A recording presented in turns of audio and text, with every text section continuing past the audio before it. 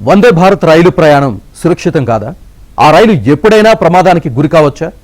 పశువులు అడ్డొచ్చిన వందే భారత్ రైలుకు ప్రమాదం ఖాయమా? మరి సెమీ హైస్పీడ్ రైల్లో సురక్షితమైన ప్రయాణానికి తీసుకోవాల్సిన జాగ్రత్తలు ఏమిటి? రైల్వే భద్రతా కమిషన్ నివేదిక ఏం చెబుతోంది?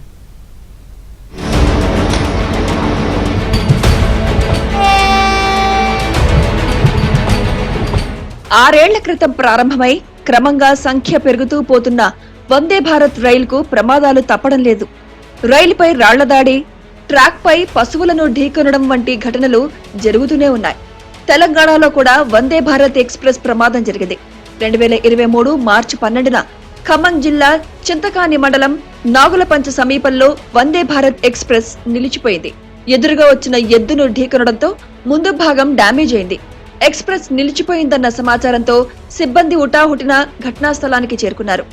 దెబ్బతిన్న పార్టీలకు యుద్ధ ప్రాతిపదికన మరమ్మతులు చేశారు. 20 నిమిషాల తర్వాత అక్కడి నుంచి బయలుదేరింది. ఎలాంటి ప్రాణ నష్టం జరగలేదు. కాకపోతే రైలు ఆలస్యమైంది. ప్రమాదం కారణంగా ప్రయాణికులు టెన్షన్ పడ్డారు.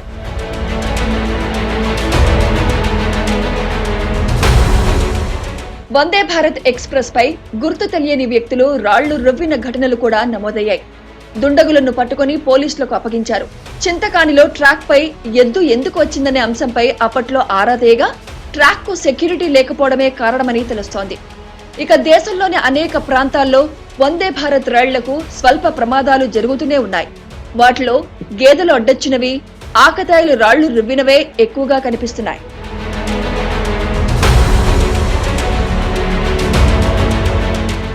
గరిష్టంగా 800 కిలోమీటర్ల దూరం ప్రయాణించే విధంగా తొలుత వందే భారత్ రైళ్లను ప్రవేశపెట్టారు. ప్రధాని నరేంద్ర మోదీ మానస పుత్రిక అయిన మేక్ ఇన్ ఇండియాలో భాగంగా ఆ రైళ్లను ప్రవేశపెట్టారు. తొలి వందే భారత్ రైలును 2019 ఫిబ్రవరి 19న ఆయన స్వయంగా ఆవిష్కరించారు. 160 కిలోమీటర్ల వేగంగా రైళ్లు నడవాలన్నది లక్ష్యం కాగా ప్రస్తుతం 120 కిలోమీటర్లు అందుకుంటున్నాయని రైల్వే శాఖ చెబుతోంది. అయితే వందే భారత్ సగటు వేగం ప్రస్తుతానికి 90 కిలోమీటర్ల దరిదాపుల్లోనే ఉంది. నిర్దేశిత లక్ష్యాన్ని 8 గంటల్లోనే చేరుకోవాలన్నది కూడా ఆ రైళ్లు ప్రవేశపెట్టడం వెనుక ప్రధాన ఉద్దేశం.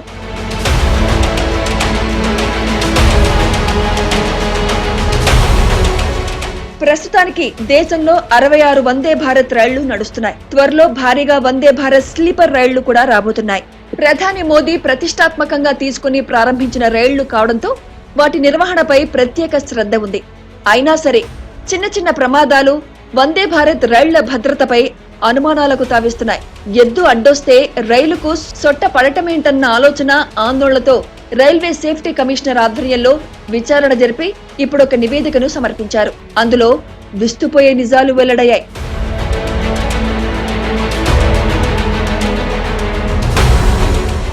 రైల్వే శాఖలో లోకోమోటివ్లు ఎక్కువ.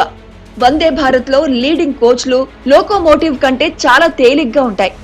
అమిత వేగంగా వెళ్లే సమయంలో గేదె అడ్డొచ్చినప్పుడు కూడా అవి భారీ ప్రమాదానికి లోనవుతున్నాయి. ఆ రైళ్ల నిర్వహణను మెరుగుపరచాలని రైల్వే సేఫ్టీ కమిషనర్, పౌర విమానయాన సంస్థ కలిసి రూపొందించిన నివేదిక చెబుతోంది. రైల్వే ట్రాక్లపై లెవెల్ క్రాసింగ్లు తీసేసి స్పీడ్ ఎక్కువగా ఉండే చోట ఫెన్సింగ్ ఏర్పాటు చేయాలని ప్రతిపాదిస్తున్నాయి.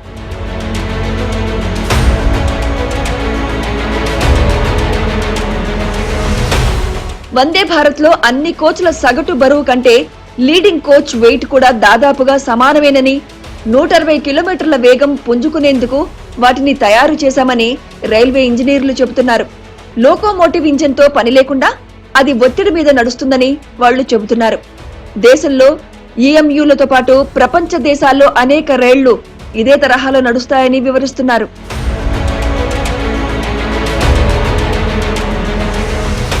రైల్వే లైన్ మొత్తానికి ఫెన్సింగ్ వేయడం అంత సులభమా, అంత అవసరమా అంటే అలాంటిదేమీ లేదని సమాధానం వస్తోంది.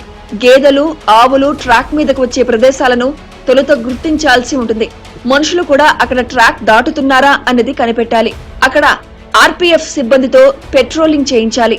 పశువులను మేపుకునేందుకు వెళ్లే రైతుల కోసం ట్రాకుల దగ్గర సబ్వేలు ఏర్పాటు చేయించాలి. అప్పుడు ట్రాక్ తో సంబంధం లేకుండా పశువులు దాటుకుని వెళ్లిపోతాయి. అవసరమైన చోట వీలైనంత త్వరగా ఫెన్సింగ్ ఏర్పాటు చేయడం మాత్రం అనివార్యం. మరి అంతగా అధ్యయనం చేసి సమర్పించిన నివేదికను రైల్వే శాఖ సీరియస్ గా తీసుకుంటుందో లేదో చూడాలి. ఎందుకంటే అది ఎంతో ఖర్చుతో కూడుకున్న అంశం.